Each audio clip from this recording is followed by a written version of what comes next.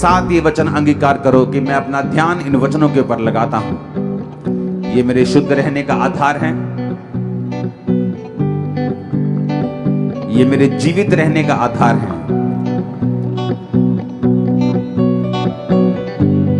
मैं अपना ध्यान इन वचनों के ऊपर लगाता हूं और ये मेरे मुंह से निकला करेंगे।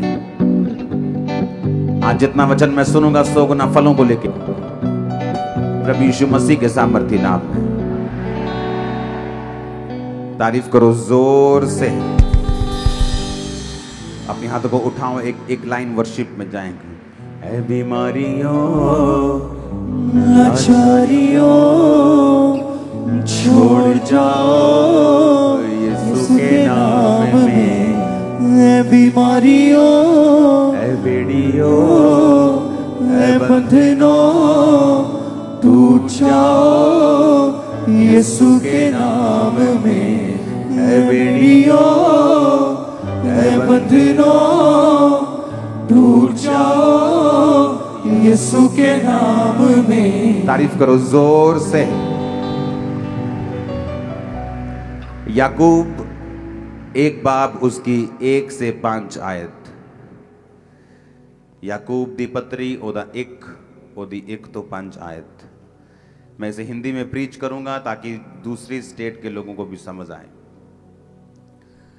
परमेश्वर के और प्रभु यीशु मसीह के दास याकूब की ओर से उन 12 गोत्रों को जो तितर बितर होकर रहते हैं नमस्कार पहुंचे। हे मेरे भाइयों, जब तुम नाना प्रकार की परीक्षाओं में पड़ो तो इसको पूरे आनंद की बात समझो। ये जानकर तुम्हारे विश्वास के परखे जाने से धीरज उत्पन्न होता है, और धीरज को अपना पूरा काम करने दो ताकि तुम पूरे और सिद्ध हो जाओ और तुम में किसी बात की घटी ना रहे। यदि तुम में किसी को बुद्धि की घटी हो तो परमेश्वर से मांगे, जो बिना उलाहना दिए सबको उदारता से देता है। अपने हाथों को उठाओ, बोलो जितना वचन आज मैं सुनूं मैं इसे समझूं, ये मेरी स्पिरिट में जाए। मांगो अपने हाथों को उठा के।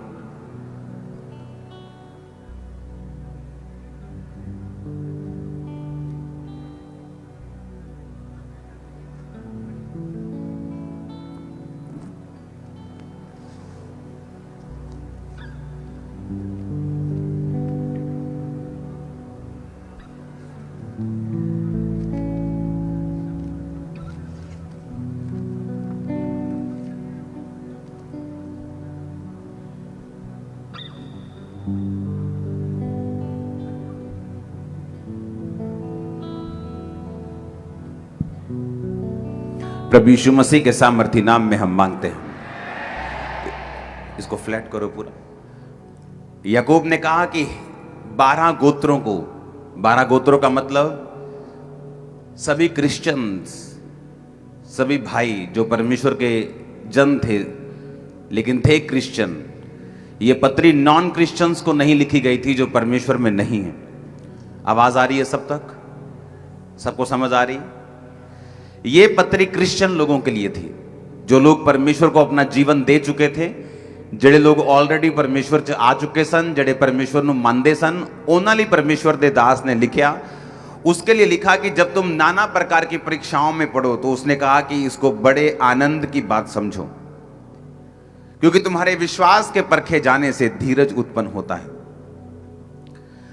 अब बाइबल में जितनी बातें हमारे साथ होती हैं, बाइबल में लिखा जो हमारे साथ घटता है क्रिश्चियन बनने के बाद, मसीह में आने के बाद, आपकी लैंग्वेज में बोलो तो क्रिश्चियन बनने के बाद, परमेश्वर में आने के बाद, लोगों की लैंग्वेज में बोलो तो धर्म बदलने के बाद, हमारी लैंग्वेज में बोलो तो जीवन बदलने के बाद, मसीह में आने के बाद जितनी बातें आपके साथ घटती हैं, बाइबल कहती है अगर आप मसीह में हैं, अगर आप सही रीति से परमेश्वर के साथ चल रहे हैं, आप प्रेयर में चल रहे हैं, पवित्रताई में चल रहे हैं, तौबा में चल रहे हैं, तो बाइबल बताती है आपके साथ होने वाली नेगेटिव चीजें भी परमेश्वर के द्वारा निर्धारित की जाती हैं आपके विश्वास को परखने के लिए।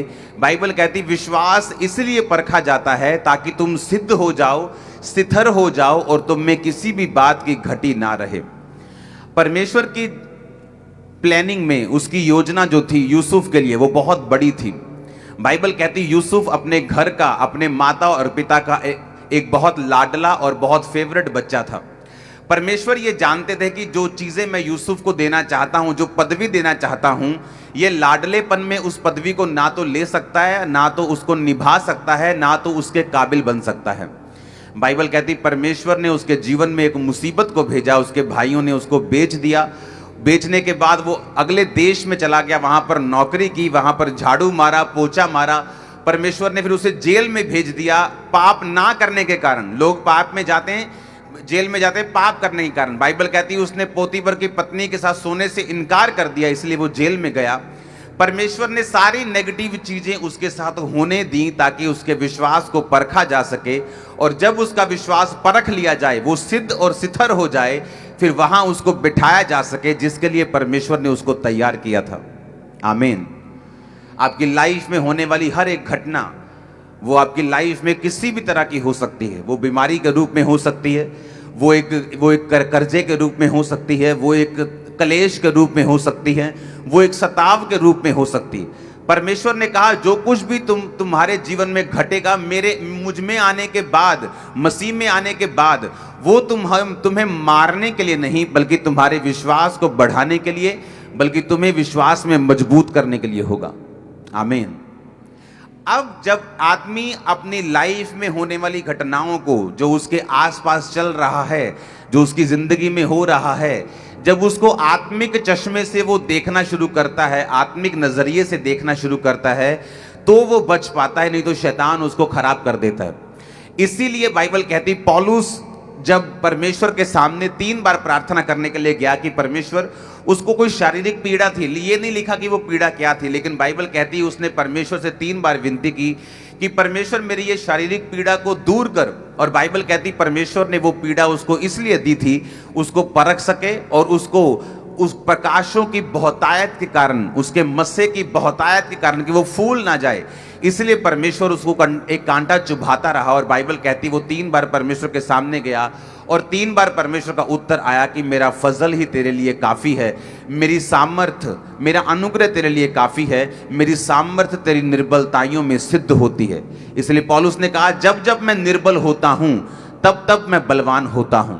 जब जब आप परीक्षाओं में जाएंगे, मसीह में अच्छे होने के बावजूद भी, आप ये सोच के रखना, आपकी परीक्षा हो रही है और आप नेक्स्ट क्लास में जा रहे हैं, आप नेक्स्ट ब्लेसिंग में जा रहे हैं। अब बाइबल में हम ऐसी घटनाओं को पढ़ेंगे जहां पर लोगों की परीक्षा हुई और उन परीक्षाओं के कारण उनकी जिंदगी में क्या ब्लेसिंग आई। एक बात याद रखो, बाइबल कहती परमेश्वर की आज्ञा के बिना धरती पर कुछ नहीं होता। एक पत्ता तक भी परमेश्वर की आज्ञा के बिना नहीं हिलता। प्रेरितों के काम जब हम 1 से 8 आयत को पढ़ते हैं, उसमें लिखा उस दिन यरूशलेम की कलीसिया पर बड़ा कलेश आरंभ हुआ और प्रेरितों को छोड़कर सब के सब यहूदिया और सामरिया देश में तितर बितर हो गए। कुछ भक्तों ने स्तिफनुस को कब्र में रखा और उसके लिए बड़ा विलाप किया।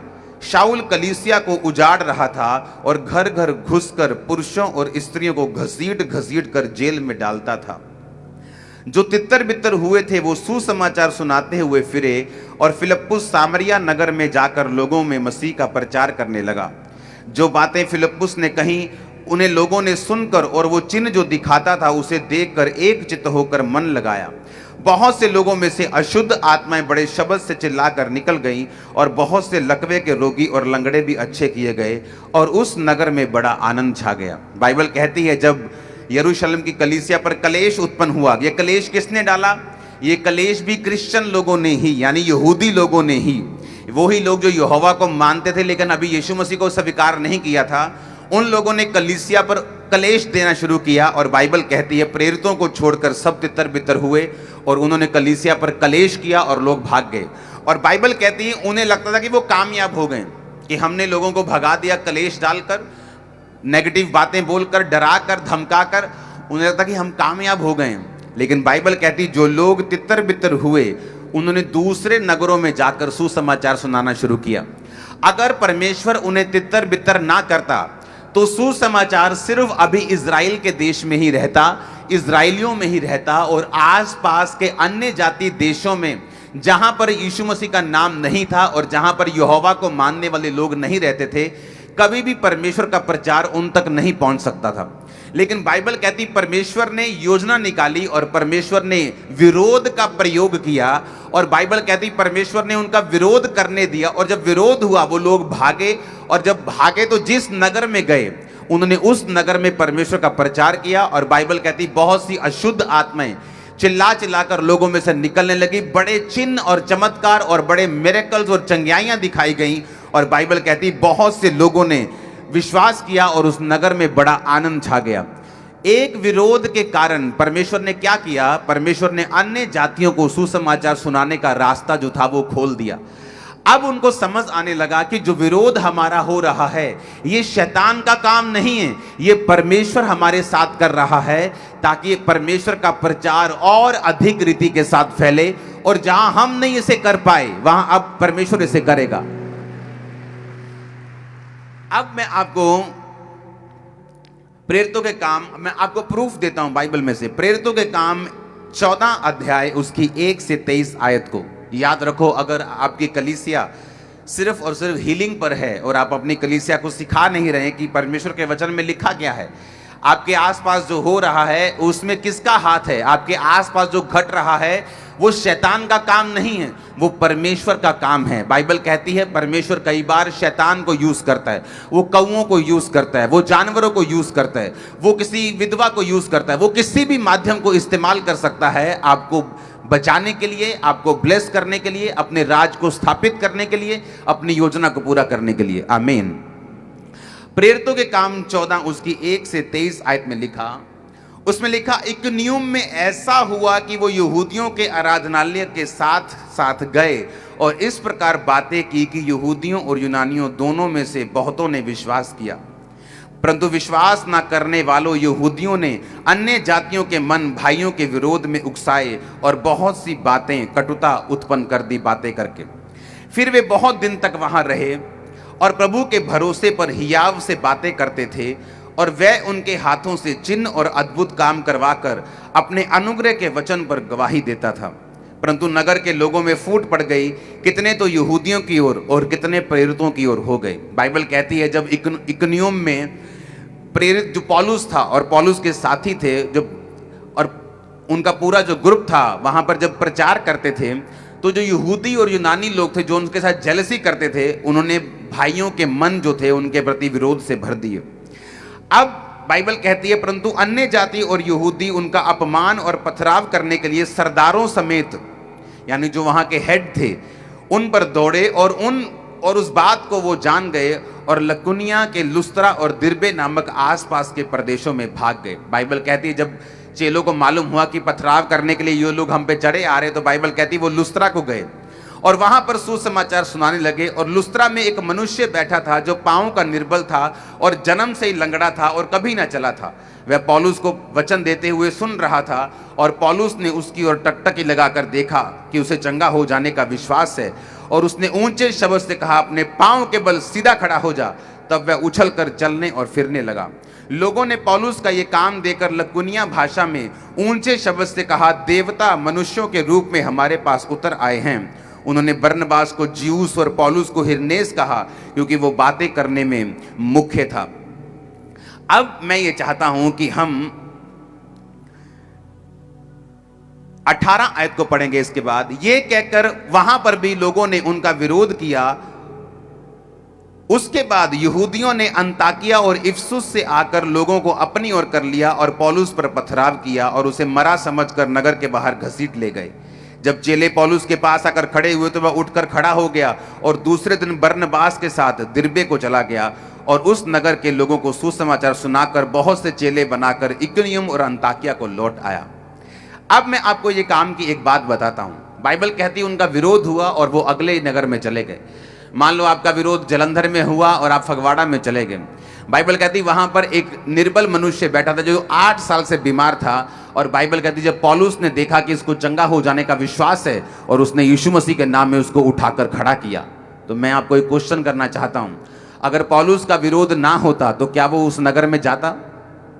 कभी ना जाता, क्योंकि वो उसी नगर में प्रीच करता रहता। परमेश्वर ने विरोध को यूज किया कि वो पौलुस को पुश करे कि वो अगले नगर में जाए। उस नगर में जब लंगड़ा चंगा हुआ और लोगों ने विश्वास किया, वो लोग वहां पर भी विरोध करने के लिए आए और बाइबल कहती पौलुस उस नगर में वापस आया जहां पर उसका विरोध हुआ था, और अब की बार जब वो वापस आया अब उसका विरोध नहीं हुआ। कारण क्या था? क्योंकि परमेश्वर जो काम करना चाहते थे वो पूरा हो चुका था, अब विरोध नहीं हो रहा था। अब मैं आपको बताता हूं कि विरोध होना भी ये परमेश्वर के कंट्रोल में था, कि उसी नगर में विरोध हुआ। पौलुस अगले नगर में गया, वहां पर निर्बल मनुष्य बैठा था, उसने कहा यीशु मसीह नासरी के नाम में उठ और खड़ा हो जा। सारा नगर सुसमाचार को सुनता है, यीशु मसीह के बारे में प्रचार सुनता है और परमेश्वर में आता है, बपतिस्मा लेता है। जब वहां पर भी काम होता है, वहां पर भी विरोध होता है, वो वापिस उसी नगर में आते जहां से वो गए थे, और जब वो वापिस आते हैं तब वहां पर उनका विरोध नहीं होता, क्योंकि परमेश्वर अपना होमवर्क पूरा कर चुके थे, अब विरोध नहीं होता था। एक एक घटना परमेश्वर के कंट्रोल में थी, एक एक चीज परमेश्वर के कंट्रोल में थी, एक एक विरोध की घटना भी परमेश्वर के पूरे कंट्रोल में थी। परमेश्वर कहता कि मैं तुम्हें उतनी ही परीक्षा दूंगा जितनी तुम सह सको। ये विरोध से घबराने की जरूरत नहीं है। आपको ये मालूम होना चाहिए, जो आपका प्रीच नहीं कर सका उन्होंने कर दिया पूरे पंजाब में आपके लिए। आपका प्रचार नहीं वो कर सका, आधा काम किया आपके प्रचार ने, उन्होंने पूरा कंप्लीट कर दिया। आज घर घर में यीशु मसीह के बारे में बताए। जब मुझे यीशु मसीह के बारे में मालूम हुआ था तो नेगेटिव मालूम हुआ था। मैं बोलता था कि नहीं ये तो ऐसा बोलते हैं, नहीं ये तो हमारे धर्म को गलत बोलते हैं, उनको गालियां निकालता। पास्टर को बोलता था कि घर में आए तो घुसेंगे तो पीटेंगे इनको। अगर मैं उनका विरोध क्यों नहीं करता विरोधियों का? क्योंकि मैं भी एक समय उनकी जगह पे था, मैं भी वही बातें बोलता था जो वो आज बोलते हैं। अगर मैं उनका विरोध करूंगा तो मैं जानता हूं वो मसीह में नहीं आएंगे। अगर मेरा विरोध हुआ होता उस समय, मैं आज आपको कभी प्रीच ना कर रहा होता। उन लोगों ने मुझे माफ किया, मुझे एक्सेप्ट किया, और आज मैं यहां पे हूं। हम भी माफ करेंगे और एक्सेप्ट करेंगे। अब मैं आपको बताता हूं कि हो क्या रहा है। बाइबल कहती कोई भी परीक्षा आपके सहने से बाहर नहीं होगी, और हर एक परीक्षा का परमेश्वर का आपकी जिंदगी में देने का एक मकसद होगा। जब वो मकसद पूरा हो जाएगा, आप देखेंगे वो परीक्षा खत्म हो जाएगी, वो विरोध खत्म हो जाएगा। आप बोलेंगे ये क्या हुआ? क्योंकि परमेश्वर बोलेगा जो काम मैं करना चाहता था वो इसी कारण संभव था, अब ये काम खत्म हो चुका है, मेरा काम फिनिश हो चुका है, अब विरोध नहीं होगा। कितने मेरी बात को समझ रहे हैं? अब प्रेरितों के काम 19 उसकी 23 से 41 आयत में लिखा उस समय उस पंथ के विषय में बड़ा हुल्लड़ हुआ। किस पंथ के विषय में? वो पंथ आगे लिखा है। देमेत्रियस नाम का एक सुनार अर्तिमिस के चांदी के मंदिर बनवाकर कारीगरों को बहुत काम दिलवाता था। वह ऐसी ही वस्तुओं के कारीगरों को इकट्ठा कर कर उसने कहा, हे मनुष्य, तुम जानते हो कि इस काम से हमें कितना पैसा मिलता है। तुम देखते और सुनते हो कि इफिसुस में नहीं वरन सारे एशिया में भी ये पौलुस ने कहकर लोगों को समझाया और भरमाया है कि जो हाथ की कारीगरी है वो ईश्वर नहीं। परंतु इस बात में हमारे सिर्फ यही डर नहीं कि हमारे धंधे की प्रतिष्ठा जाती रहेगी, परंतु हमारी देवी अर्तेमिस का मंदिर छोटा समझा जाएगा जिसे सारा एशिया मानता है। ये सुनकर वो क्रोध से भर गए और चिल्ला चिल्ला कर कहने लगे, इफिसियों की देवी अर्तेमिस महान है। सारे नगर में बड़ा कोलाहल मच गया और लोगों ने मकदुनिया वासी गयुस और अर्तिखुस को, जो पौलुस के संगी थे, पकड़ लिया और एक साथ रंगशाला में दौड़ आए। पौलुस ने भी भीतर जाना चाहा, परंतु चेलों ने उन्हें जाने नहीं दिया। आसिया के हाकिमों में भी कई मित्रों ने उसके पास एक कहला भेजा और विनती की कि रंगशाला में यानी अंदर आकर पौलुस जोखिम ना उठाए। कोई कुछ चिल्लाता था, कोई कुछ, और सब कुछ गड़बड़ी हो गई थी और बहुत से लोग जानते भी नहीं थे हम इकट्ठा किस लिए हुए हैं। तब उन्होंने सिकंदर को, जिसे यहूदियों ने खड़ा किया था, भीड़ में से आगे बढ़ाया और सिकंदर हाथ से इशारा करके लोगों के सामने उत्तर देना चाहता था। परंतु जब उन्होंने जान लिया कि वह यहूदी है और सबके सब एक शब्द से कोई 2 घंटे तक चिल्लाते रहे, इफिसियों की देवी अर्तेमिस महान है, तब नगर के मंत्री ने लोगों को शांत करके कहा, हे इफिसुस के लोगों, कौन नहीं जानता इफिसियों का नगर उस देवी अर्तेमिस के मंदिर और ज्यूस की ओर से गिरी हुई मूर्ति का टहलुआ है। हम इन बातों का खंडन नहीं हो सकता। उचित है तुम शांत रहो और बिना सोचे विचारे कुछ ना कहो, क्योंकि तुम जिन मनुष्यों को पकड़ के लाए हो, ना तो वे हमारे मंदिरों के लूटने वाले हैं, ना ही हमारी मंदिरों के देवी के निंदक हैं। अब जब धंधे की बात आती है, जब पॉलिटिक्स की बात आती है, कई बार ये विरोध उसकी उपज होता है। और बाइबल कहती है जब विरोध हुआ और एक ऐसा बंदा जो मूर्तियां बनाता था, चांदी की देवी की मूर्तियां बनाता था, उसे लगा कि ये लोग हमारी देवी को, हमारे धंधे को नुकसान पहुंचाएंगे, और उसने कहा कि इनको पकड़ लो। जब उनको पकड़ के लेके आए तो लोगों ने कहा नहीं नहीं, ये उसने भड़का दिया लोगों को कि ये हमारी देवी के निंदक हैं, हमारी देवी का जो हमें काम मिलता है चांदी की मूर्तियां बनाने का, अगर ये प्रीच करते रहेंगे हमारा काम धंधा भी खत्म हो जाएगा।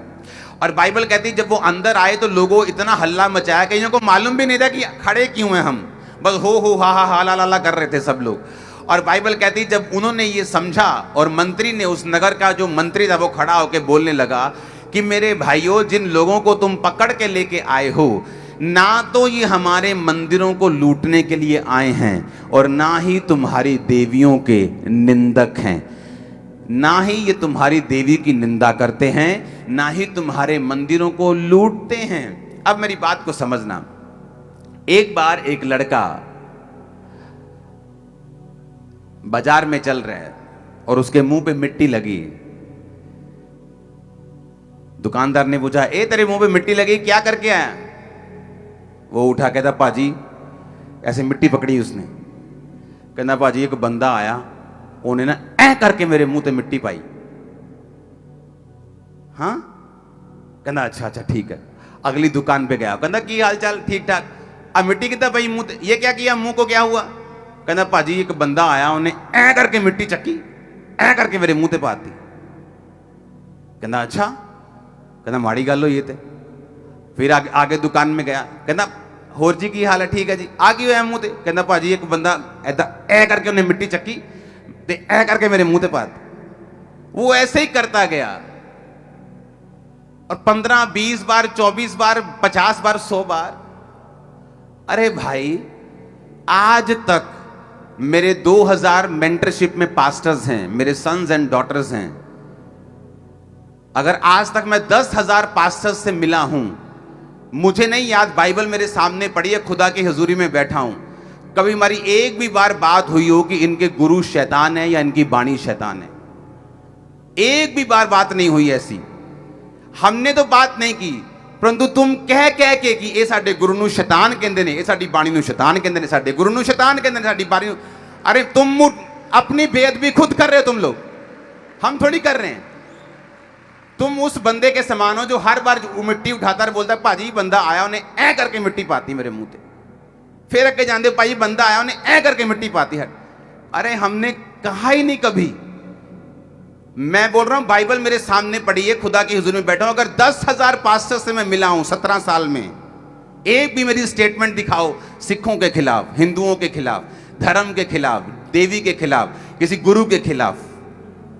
अरे हम अपना काम कर रहे हैं। यीशु मसीह इतना बड़ा है कि हमें किसी की जरूरत नहीं किसी को बोलने की, वो इतना बड़ा है। मैं तो ये सोच के जाता हूं कि अभी मेरे पास सिर्फ 1 घंटा 1.5 घंटा प्रीच करने के लिए, मुझे तो कोई नाइट रखनी चाहिए जहां मैं अपनी बाइबल को पूरा प्रीच कर सकूं। मुझे तो यही प्रीच नहीं हो रहा मेरे से, इतना ये भंडार है, इतना खजाना है मेरे पास। यीशु मसीह की जो खूबियां वो इतनी ज्यादा है कि वो प्रीच ही नहीं हो रही हमसे सभी, तो दूसरे की हमने क्या लेना देना है?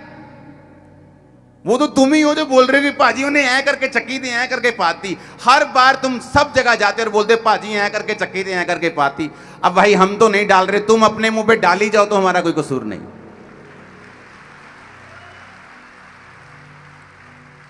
कि या तो वो स्टेटमेंट दिखाओ कहां पे हमने कहा है या किसी ने कहा है, तो जिसने कहा है उसको पकड़ लो।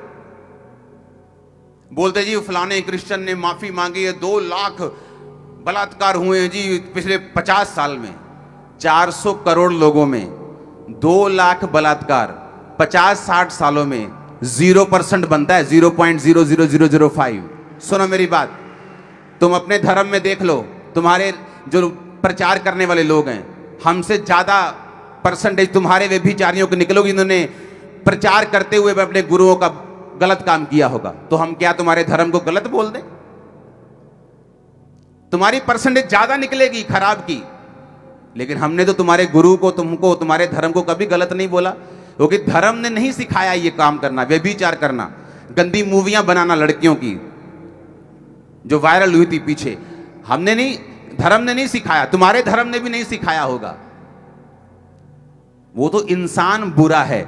इंसान बुरा है तो किसी धर्म को बुरा बोलने की जरूरत नहीं, इंसान को ही बुरा बोला जाए, किसी धर्म को बुरा नहीं बोला जाए।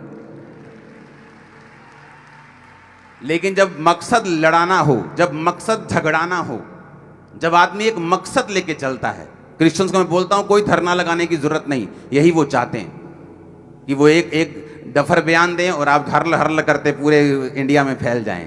यही वो चाहते हैं। हम धरने नहीं लगाएंगे, मीटिंग्स करेंगे, हीलिंग्स करेंगे, डिलीवरेंस करेंगे। जो एक्शन कमेटी बनाई जा रही वो धरने लगाने के लिए नहीं बनाई जा रही।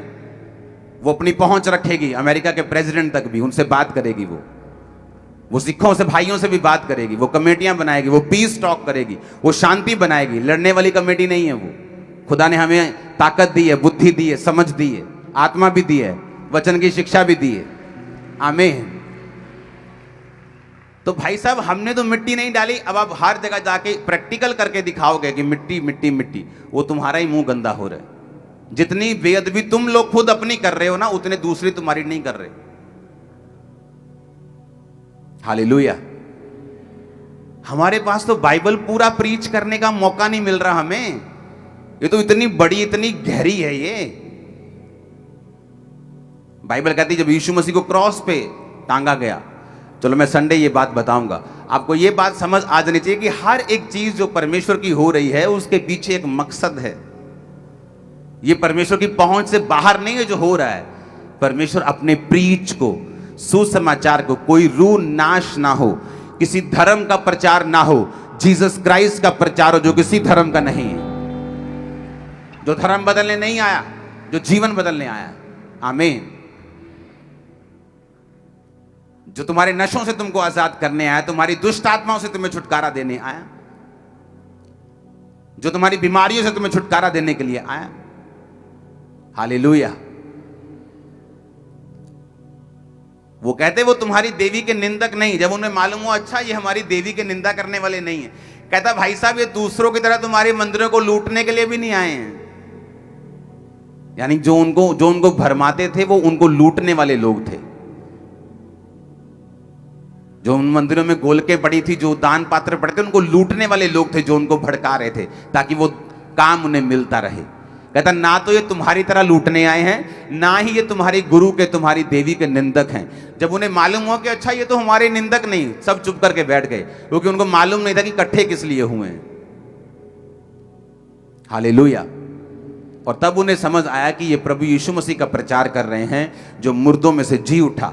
ये प्रभु यीशु मसीह का प्रीच कर रहे हैं जो आज भी जीवित है, जो काम करता है, जो मुर्दा परमेश्वर नहीं, जो जीवित परमेश्वर है।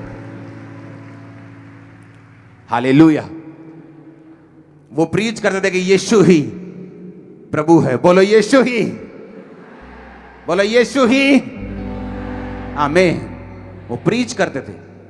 ना तो उनको मौत का डर इसे प्रीच करने से रोक पाया। बाइबल कहती उन्होंने पूरी कलीसिया तितर बितर कर दी। उन्हें लगता था कि लो जी करता अपा फतेह काम, कलीसिया आती है। पर बाइबल में लिखा वो कलीसिया एक जगह से निकली और पूरे वर्ल्ड में फैल गई। आज वही कलीसिया जिसको हम 400 करोड़ क्रिश्चियंस बोलते, वही कलीसिया आई। हालेलुया। पंजाब में एक प्रीचर था जो हीलिंग करता था। इन्होंने सोचा कि ये हीलिंग बहुत करता है, इसको मार दिया जाए। और उसको बहुत पुरानी बात है ये, और उसके बीच में एक और स्टोरी भी है। और उसके बाद वो प्रचारक परमेश्वर के पास चला गया और उन्होंने सोचा कि अब तो बड़ा फायदा हो गया हमें। अब जो प्रचार करता था ज्यादा यीशु मसीह का हीलिंग करता, वो तो चला गया। उन्हें ये नहीं मालूम था कि तुमने एक हटाया है, खुदा 10 उसके जैसे भेज देगा। और वो एक गया और पंजाब में 10 खड़े हो गए। हालेलुया। हमें मालूम है कुछ लोग फेक हैं, कुछ लोग हैं गलत, लेकिन वो हम पे छोड़ दो, वो खुदा पे छोड़ दो।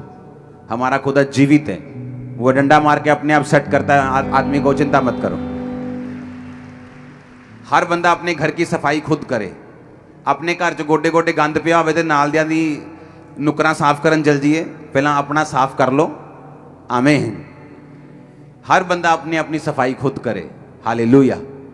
और यीशु मसीह इतने गहरे हैं, वचन इतना गहरा है, बाइबल इतनी गहरी है, इतनी डीप है कि अगर कोई प्रचारक बाइबल ही ले ले, मैं कहता हूं नया नियम ही ले ले, पुराना ही ले ले, यशाया ही ले ले, भजन संहिता ही ले ले, 10-10 महीने 10-10 साल एक बाइबल एक वचन से प्रीच कर सकता है। इतनी गहरी है पवित्र बाइबल। आमीन। और ये धार्मिक पुस्तक नहीं, ये मेरे परमेश्वर का लव लेटर है आप लोगों के लिए और मेरे लिए। ये वो पुस्तक नहीं जिसको हम बचा बचा कर रखें कि इसका कोई पेज ना फाड़ दे। ये मुंह से निकला हुआ वर्ड है जो तुम फाड़ नहीं सकते।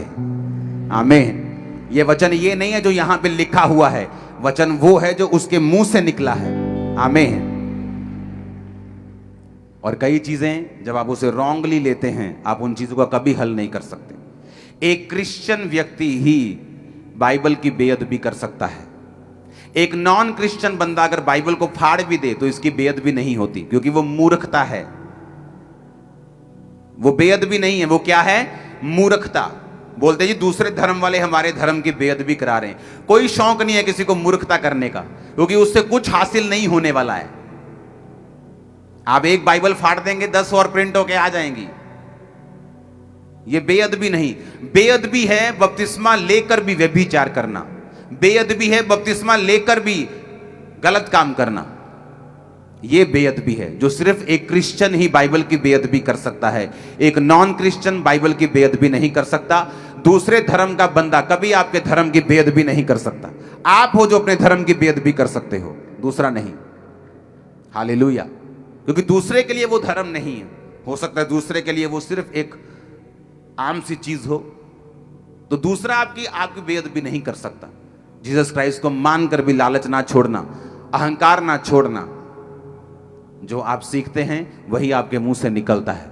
हमने माफी सीखी है, हम माफी का प्रीच करते हैं। आपने लड़ना सीखा होगा, आप लड़ने का प्रीच करते हैं। तो जो अंदर होगा वो बाहर तो आएगा ही।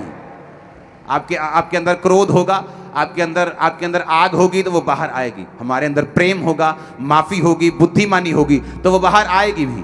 बाइबल कहती है जो तुम्हारे अंदर है वही तुम्हारे बाहर निकलेगा, तुम्हारे मुंह से।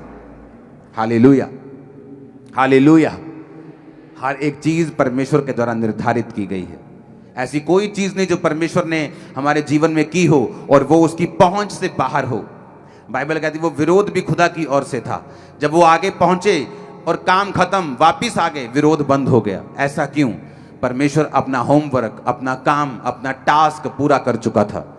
ये टाइम आया है, ये टाइम निकल जाएगा। जो खुदा ने चाहा है वो पूरा होगा। जो खुदा ने काम करने को ठान लिया कोई उसे रोक नहीं पाएगा। वो सब लोगों का यूज कर लेगा अपने नाम का प्रीच करने के लिए। आमीन, आमीन। इसलिए मैंने कहा ये धर्म नहीं। अगर ये धर्म होता तो पंजाब इस समय जल रहा होता, इंडिया जल रहा होता, अगर ये धर्म होता। क्योंकि आपने धर्म गुरु के बारे में ऐसा बोला, लेकिन ये धर्म नहीं, ये धार्मिकता है। क्योंकि यीशु मसीह माफ करना सिखाता है और उसके लोगों को भी बुद्धि का आत्मा दिया है। वो जानते हैं वो लोग क्या करना चाहते हैं। चिंता मत करो, शैतान की योजनाओं को नाश करेंगे। आमीन, हम आमीन। बाइबल कहती जो कोई यीशु मसीह आत्मा के कामों का विरोध करे उसमें शैतान का आत्मा है। कौन शैतान है वो भी मैं बता देता हूं कौन शैतान है। जो कोई परमेश्वर की निंदा करे, जो कोई परमेश्वर के कामों को रोके, वो शैतान है। बाइबल कहती है जो कि परमेश्वर के कामों को रोकना चाहे वो शैतान है। क्योंकि यीशु मसीह अगर धर्म बदलते होते तो आज हम लड़ाई में होते। यीशु मसीह ने धर्म नहीं, उसने जीवन बदला है। आपको बदला है, मुझको बदला और लाखों को बदलेगा वो। और अगर ये परमेश्वर का काम है कोई इसे खत्म नहीं कर पाएगा। अगर ये इंसानों ने शुरू किया है तो खत्म हो जाएगा, लेकिन अगर खुदा ने शुरू किया है, कोई खुदा के काम को किसी की इतनी हिम्मत नहीं 1% भी खत्म कर सके। 1% भी फर्क नहीं पड़ने वाला।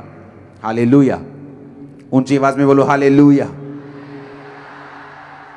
जो कुछ परमेश्वर ने कहा है उसे मानना है। परमेश्वर ने कहा एक भी घटना ऐसी नहीं जो मेरी ओर से निर्धारित नहीं की गई। और वो घटनाएं जो परमेश्वर की ओर से निर्धारित की गई हैं उनमें मालूम होता है कि आप विश्वासी हैं कि नहीं। कहीं विरोध के डर से आपने चर्च जाना बंद तो नहीं कर दिया, विरोध के डर से कहीं आपने स्वर्ग मिस तो नहीं कर दिया। पंजाब में मैं देख रहा हूं लोगों के अंदर ऐसा विश्वास, ऐसी ताकत है, 1% भी लोगों को फर्क नहीं पड़ा, जितना मर्जी कोई विरोध कर रहे। लोगों की एक्साइटमेंट, उनका विश्वास, उनका जो आप लोगों ने देखा है, जो चमत्कार आपने देखे हैं, जो मिरेकल्स देखे हैं, जो काम देखे हैं, जो मुक्ति देखी, कितने लाखों लोग हैं, लाखों गवाहियां, लाखों, thousands and thousands, 100 of thousands जिन्होंने नशे छोड़े हैं। आज लोग होका देते हैं कि नशा छोड़ना है, नशा छोड़ना है। अरे चर्च ने लाखों लोगों के नशे छुड़वा दिए हैं पंजाब में, तो लोग क्या परमेश्वर को मानेंगे नहीं? लाखों लोगों के परिवार जोड़ दिए हैं, लाखों लोगों को हील कर दिया है, लाखों लोगों के डाइवोर्स को खत्म कर दिया है, लाखों लोगों के परिवारों को बना दिया है। वो कैसे परमेश्वर में नहीं आएंगे? हालेलुया। बाइबल कहती जहां कहीं परमेश्वर का आत्मा है वहां आजादी है। तो परमेश्वर तो आजादी का परमेश्वर है। जब आप चर्च में जाते हैं, जब आप वचन को सुनते हैं, वो नहीं पूछता आप किस धर्म से आए, किस जात से आए, कपड़े कौन से डालें। वो बाइबल कहती जहां कहीं परमेश्वर का आत्मा होगा वहां आजादी होगी। जिन चीजों का वो विरोध करते हैं वो परमेश्वर का नहीं, वो उसकी आत्मा के कामों का विरोध कर रहे हैं। और बाइबल कहती पवित्र आत्मा के कामों के विरोध को कभी भी क्षमा नहीं किया जाता। अब आप परमेश्वर के कामों को देख रहे हैं, उसकी हीलिंग को देख रहे हैं, आपको मालूम है कि परमेश्वर जो है वो जीवित परमेश्वर है। सिर्फ प्रीच करने से नहीं, हर बंदा प्रीच कर सकता है अपने अपने अपने धर्म का, अपने अपने विश्वास का। उसे कोई भी, किसी को पत्थर में भी अगर धर्म दिखता है, विश्वास दिखता है, तो वो अपने धर्म का प्रीच कर सकता है। लेकिन यीशु मसीह साबित करते हैं कि जो वो प्रीच कर रहा है वो असली है, वो जीवित है। आज भी लंगड़ों को चंगा करता है, आज भी मुर्दों को जिंदा करता है। आमीन। ऊंचा चाहिए चर्च, आमीन। मैंने कहा ऊंचा चाहिए, आमीन।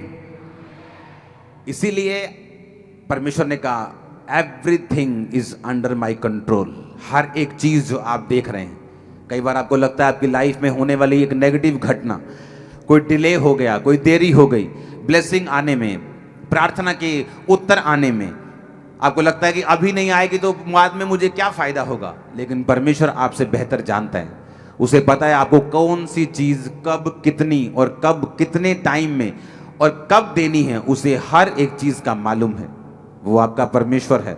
अगर आपका छोटा बच्चा आपके रोज आपके पास आकर बोले कि पापा कल बिजली का बिल भरना है, पैसे हैं ना? पापा राशन लेने वाला है, छोटा बच्चा 4 साल का आके आपको बोले पैसे हैं ना? आप एक दिन बोलोगे तू क्या पूछता रहता है मुझसे, मुझे मालूम है तेरा बाप हूं मैं, मुझे मालूम है राशन लेके आना, मुझे मालूम है बिजली का बिल भरना है। क्या क्वेश्चन, तू जा खेल अपना, जा अपना काम कर, अपनी पढ़ाई कर। वही हाल क्रिश्चियन लोगों का है। परमेश्वर को पूछते रहते, परमेश्वर टाइम पर दे देगा ना सब कुछ? टाइम पर आ जाएगी ना मेरी ब्लेसिंग? टाइम पर मेरा वीजा आ जाएगा ना? मैं हील तो हो जाऊंगा ना? मैं चंगा तो हो जाऊंगा ना? मेरा बेटा तो बच जाएगा ना? बाइबल कहती है किसी भी बात की चिंता मत करो, पर तुम्हारी प्रार्थनाएं निवेदन और विनती सहित, तुम्हारी प्रार्थना जो निवेदन है वो धन्यवाद के साथ, विनती के साथ परमेश्वर के सामने चढ़ाए जाने चाहिए। जो बात तुम्हें चाहिए खुदा से, तुम्हारा बेटा बदले, तुम्हारी बेटी बदले, तुम्हारे घर के हालात बदलें, तुम्हारे फाइनेंशियल हालात बदलें, तुम्हारे स्पिरिचुअल हालात बदलें, तुम्हारी लाइफ में पवित्र आत्मा का बपतिस्मा तुमको मिले, पवित्र आत्मा का मसा मिले, एनीथिंग व्हाट यू वांट, जो तुम चाहते हो, परमेश्वर ने कहा उसे तुम प्रार्थना के जरिए परमेश्वर के सामने विनती और थैंक्स के साथ परमेश्वर के सामने रखोगे। उसने ये नहीं कहा कंप्लेंट के साथ मेरे सामने रखना कि प्रभु अगर अब नहीं मिला तो कब देगा, जब मैं मर जाऊंगा? अब वीजा नहीं मिला तो कब देगा, जब मैं बुढ़ा हो जाऊंगा? अब वीजा नहीं मिला तो कब मिलेगा, जब मैं मेरी पढ़ाई की उम्र निकल जाएगी? बाइबल कहती परमेश्वर के सामने कोई भी शिकायत या गलत रीति से की गई प्रार्थना या मेना या ताना कभी भी काम नहीं करता। बाइबल कहती यूहन्ना बपतिस्मा देने वाले ने ताना मारा कि तू ही है कि मैं किसी और का इंतजार करूं, तो उस ताने ने कोई काम नहीं किया। वैरी ने उसकी गर्दन काटी, वो मर गया और चेलों ने जाकर उसे दबा दिया। परमेश्वर आपके तानों में काम नहीं करते, वो आपकी कंप्लेंट में काम नहीं करते। जब मैं मसीह में आया था तो मुझे कुछ बातें सिखाई गई थी कि अगर 6 साल की तरक्की 6 महीने में लेनी है तो कभी भी किसी की भी खिलाफत मत करना, अपने मुंह से नेगेटिव बातों को मत करना, कभी भी गंदा मजाक जो बैठकर हम ठट्ठा करते हैं दोस्त लोग मिलके, कभी भी ठट्ठा मजाक गंदी बातें मत करना। पवित्र आत्मा में गैर भाषा में प्रार्थना करते रहना। जो लोग 6 साल में पाते हैं तुम 6 महीने में पा जाओगे, जो तरक्की वो 60 साल में पाते तुम 6 साल में पा जाओगे। मैंने उन्हीं बातों का ध्यान रखा है, आत्मिक चीजों का ध्यान रखा है। आमीन, हालेलुया, हालेलुया। वैरी चाहता है कि आप कड़वे हो जाएं। वो चाहता है कि आप दूसरे धर्म के लोगों को कड़वी निगाह से देखें। वो चाहता है आप में कड़वाहट पैदा हो जाए, आप भी दूसरे धर्म के लोगों की खिलाफत करें, आप भी दूसरे धर्म के बारे में निंदा बोलें, आप भी उनको गलत बोलें। और यही वैरी चाहता है। अगर कोई छलांग मार रहा है कुएं में तो हमने नहीं मारनी। हमने अपने आपे को नहीं खोना, हमने अपने प्रेम की आत्मा को नहीं खोना। हमने अपने आत्मा के फलों को, प्रेम, आनंद, शांति, धीरज, कृपा, भलाई, विश्वास, नम्रता, संयम, इसको नहीं छोड़ना। वो अपनी नफरत ना छोड़ें, आप अपना प्यार ना छोड़ो, और जीत हमारी होगी यीशु मसीह के नाम में। मैं आपको प्रॉफिटिक वर्ड दे रहा हूं, हम जीतेंगे यीशु मसीह के नाम में, क्योंकि हम नफरत से नहीं हराएंगे, हम धरनों से नहीं हराएंगे, हम मार से नहीं हराएंगे, हम निंदा से नहीं हराएंगे, हम शैतान बोलकर नहीं हराएंगे। हम तुम्हारे अगर प्रचारक गलत भी करें, तुम्हारे धर्म को गलत बोलकर नहीं हराएंगे।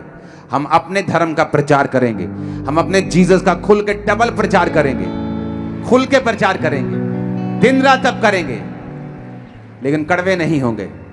आमीन, हम कड़वे नहीं होंगे। यीशु मसीह ने हमें जो सिखाया है हम वही बोलेंगे। जो आपको सिखाया गया है आप बोलें, आप बोल सकते हैं, लेकिन जो मुझे सिखाया गया है, बाइबल ने सिखाया है, मैं वो बोलूंगा, और कोई ताकत मुझे बोलने से रोक नहीं सकती। हालेलुया।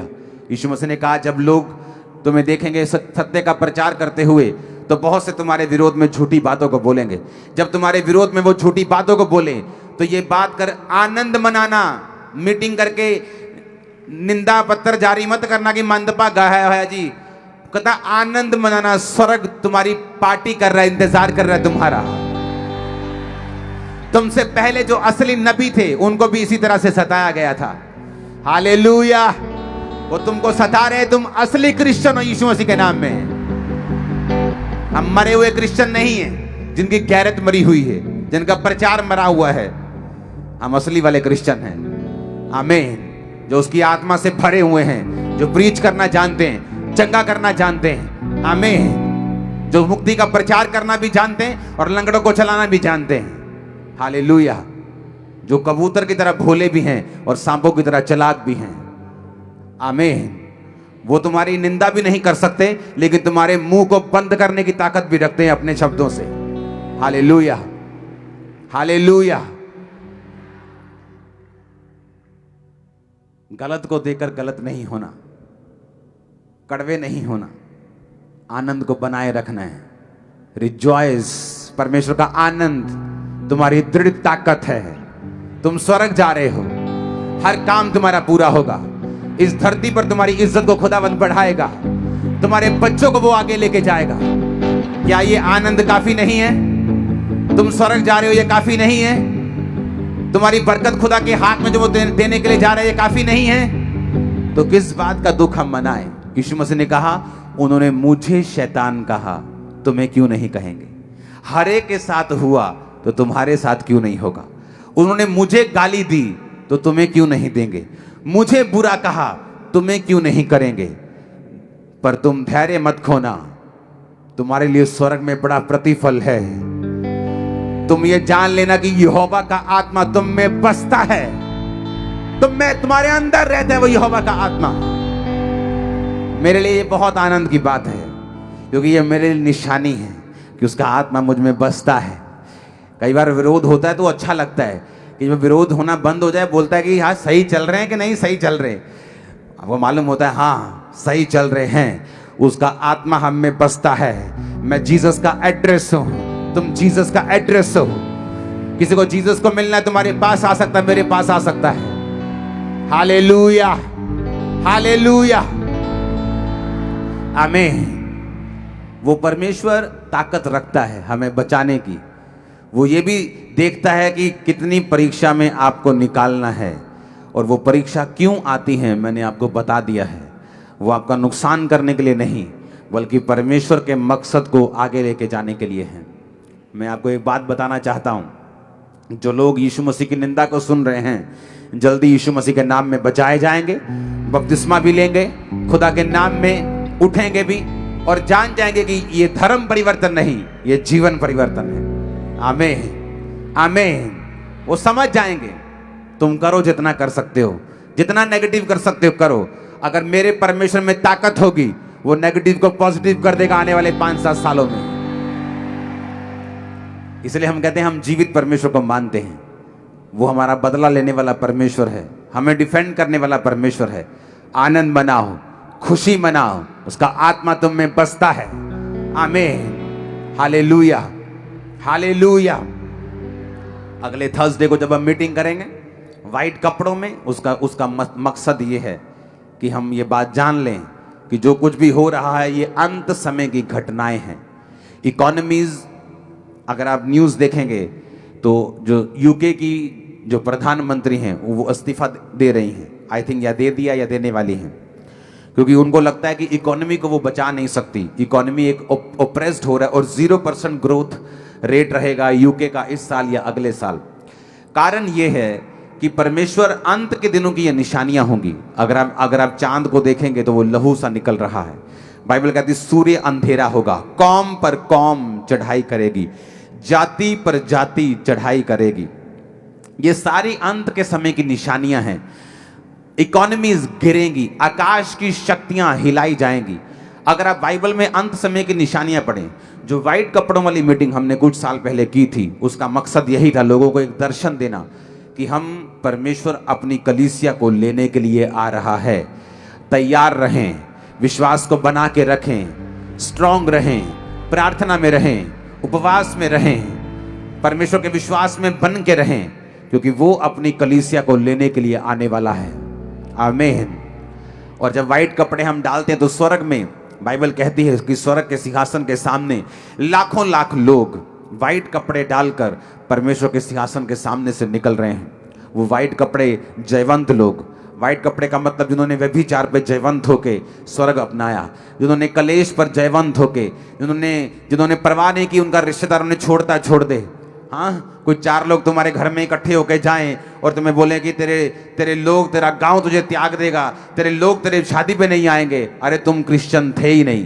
तुम क्रिश्चियन होते तो बोलते ऐसा गांव, ऐसे रिश्तेदार कुर्बान यीशु मसीह के लिए। होती रहेंगी शादियां, चिंता मत करो। क्या हमारी नहीं हुई शादियां? क्या इन लोगों की शादियां नहीं हुई? क्या पंजाब में 50-60 लाख लोग मसीह में हैं, क्या उनकी शादियां नहीं होती? अरे वो परमेश्वर जो स्वर्ग को बनाने वाला है, वो शादियां भी फर्स्ट क्लास कर देगा, तुम्हारी चिंता मत करो। उसके लिए कुछ खो के तो देखो, उसके लिए कुछ छोड़ के तो देखो वो तुम्हारे लिए क्या करता है। आमीन। मैं वही हूं जिसने छोड़ा था।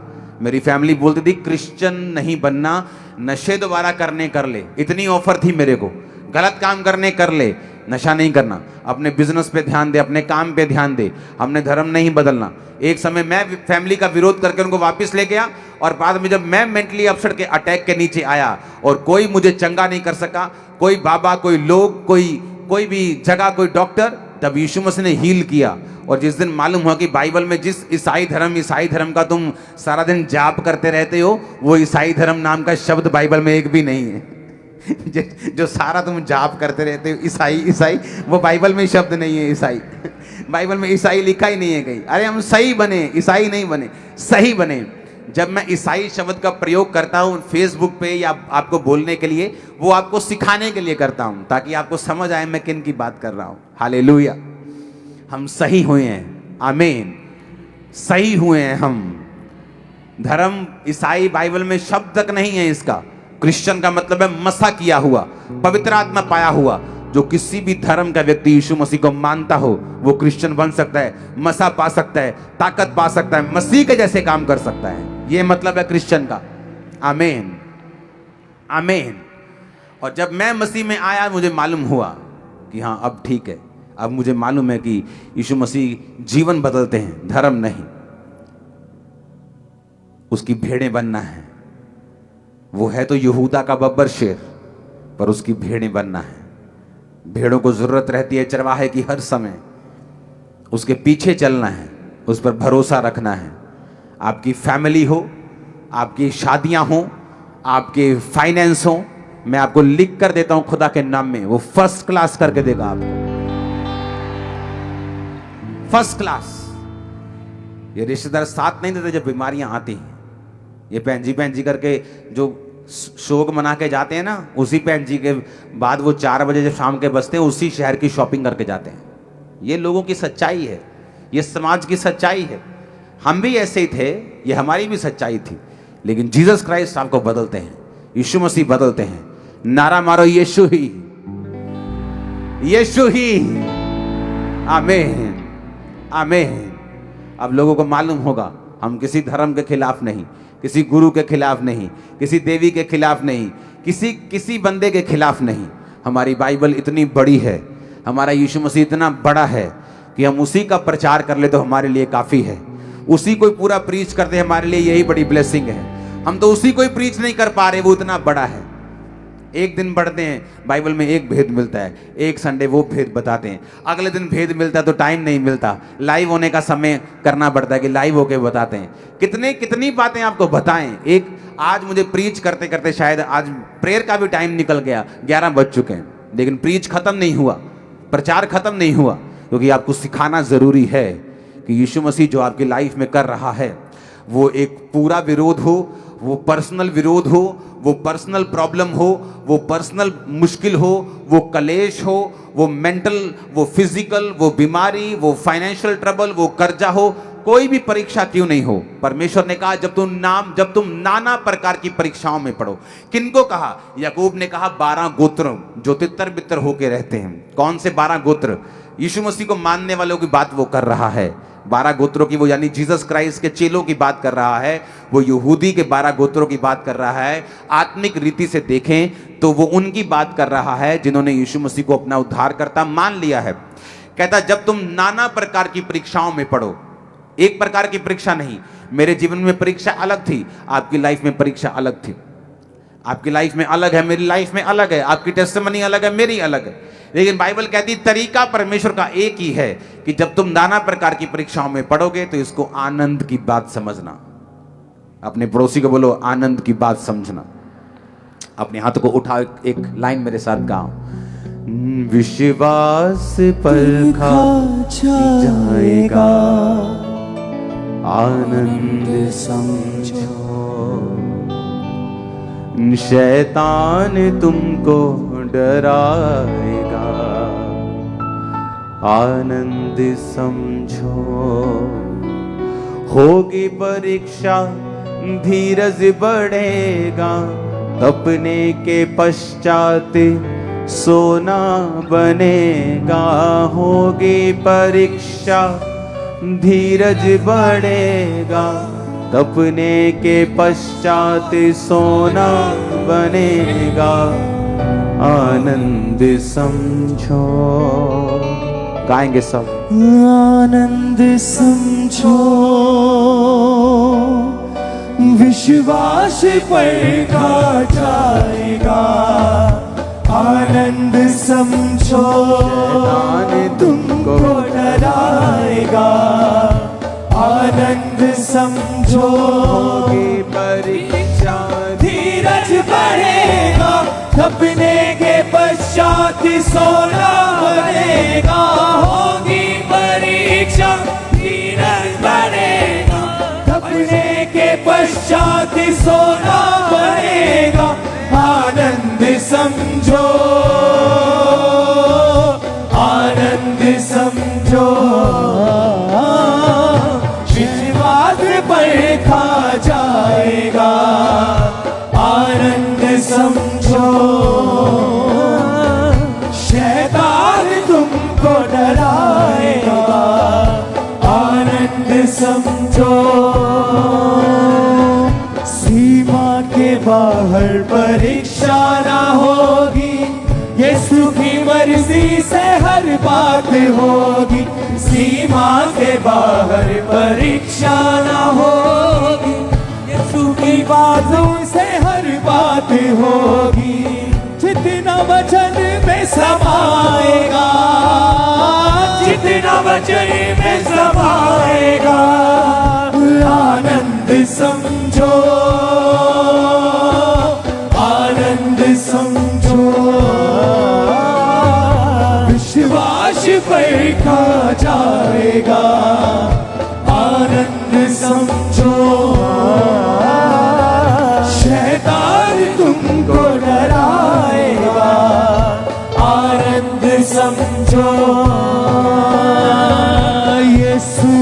वचन का उपयोग करना, कैसी भी आफत हो बिल्कुल ना डरना। यीशु वचन का उपयोग करना, कैसी भी आफत हो बिल्कुल ना डरना। यीशु वचन का उपयोग करना, कैसी भी आफत हो बिल्कुल ना डरना। यीशु वचन का उपयोग करना, कैसी भी आफत हो बिल्कुल ना डरना। उस पर यीशु ले जाएगा, उस पर यीशु ले जाएगा। आनंद समझो, आनंद समझो, विश्वास पर खा जाएगा। आनंद समझो, शैतान पर खा जाएगा। आनंद समझो, शैतान तुमको डराएगा। आनंद समझो, शैतान तुमको डराएगा। आनंद समझो, होगी परीक्षा धीरज बढ़ेगा, तपने के पश्चात सोना बनेगा। होगी परीक्षा धीरज बढ़ेगा, तपने के पश्चात सोना बनेगा। आनंद समझो, आनंद समझो, विश्वास पर खा जाएगा। आनंद समझो, सीमा से बाहर परीक्षा ना होगी, यीशु की मर्जी से हर बात होगी। सीमा से बाहर परीक्षा ना होगी, यीशु की मर्जी से हर बात होगी। जितना वचन में समाएगा, जितना वचन में समाएगा। आनंद समझो, आनंद समझो, विश्वास पर खा जाएगा। आनंद समझो, शैतान तुमको डराएगा। आनंद समझो, यीशु वचन का उपयोग करना, जैसी भी आफत हो बिल्कुल ना डरना। यीशु वचन का उपयोग करना, कैसी भी आफत हो बिल्कुल ना डरना। उस पर यीशु ले जाएगा, उस पर यीशु ले जाएगा। बोलेगी उस पर यीशु ले जाएगा, उस पर यीशु ले जाएगा। मिलके आनंद समझो, आनंद समझो, विश्वास पर खा जाएगा। आनंद समझो, शैतान तुमको डराएगा। आनंद समझो, होगी परीक्षा धीरज बढ़ेगा, तपने के पश्चात सोना बनेगा। होगी परीक्षा धीरज बढ़ेगा, तपने के पश्चात सोना बनेगा। आनंद समझो, आनंद समझो, विश्वास पर खा जाएगा। आनंद समझो, शैतान तुमको डराएगा। आनंद समझो, सीमा के बाहर परीक्षा ना होगी, यीशु की मर्जी से हर बात होगी। सीमा से बाहर परीक्षा